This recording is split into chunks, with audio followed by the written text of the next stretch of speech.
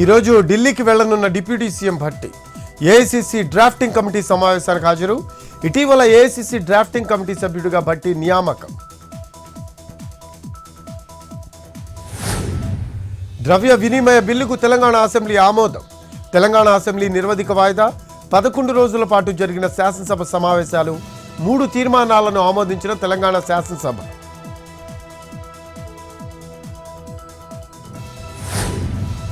April 1న Bapatla జిల్లాలో CM Chandrababu పర్యటన. కొత్తపాలెంలో ఎన్టీఆర్ పెన్షన్ల పంపిణీ కార్యక్రమానికి హాజరు ఏర్పాట్లను పర్యవేక్షించిన జిల్లా అధికార యంత్రాంగం.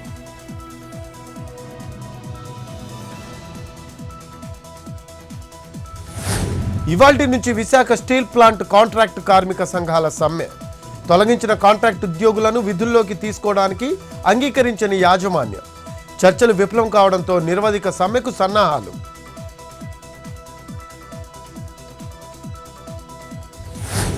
మున్సిపల్ శాఖలో రిటైర్డ్ ఉద్యోగుల తొలగింపు. 177 మంది రిటైర్డ్ ఉద్యోగులను తొలగిస్తూ ఉత్తర్వులు జారీ. పదవీ విరమణ చేసి మళ్లీ విధుల్లో కొనసాగుతున్నట్లు గుర్తింపు.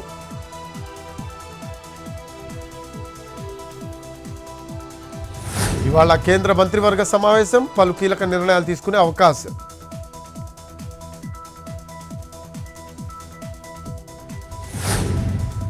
దేశంలో 25,000 కిలోమీటర్ల మేర రోడ్లు 4 లైన్లుగా విస్తరిస్తా. ఇందుకోసం 10 లక్షల కోట్లు వెచ్చిస్తామన్న కేంద్ర మంత్రి నితిన్ గడ్కరీ. రోడ్డు ప్రమాదాలు గణనీయంగా తగ్గుతాయని ఆశాభావం.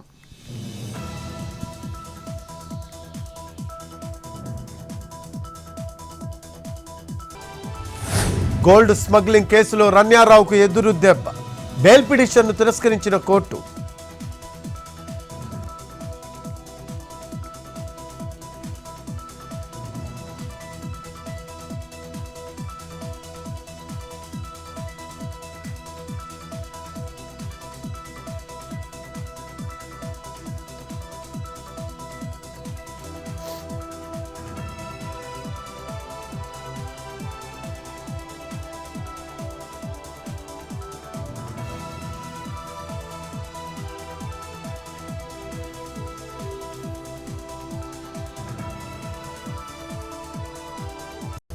ఏపీలో సెగలు పుట్టిస్తున్న ఎండలు. ప్రకాశం జిల్లా నందనమారెళ్లలో అత్యధికంగా 42.4 డిగ్రీలు నమోదు. 105 ప్రాంతాల్లో 40 డిగ్రీలకు పైగా ఉష్ణోగ్రతలు. ఇవాళ 89 మండలాల్లో తీవ్ర వడగాలులు వీచే అవకాశం.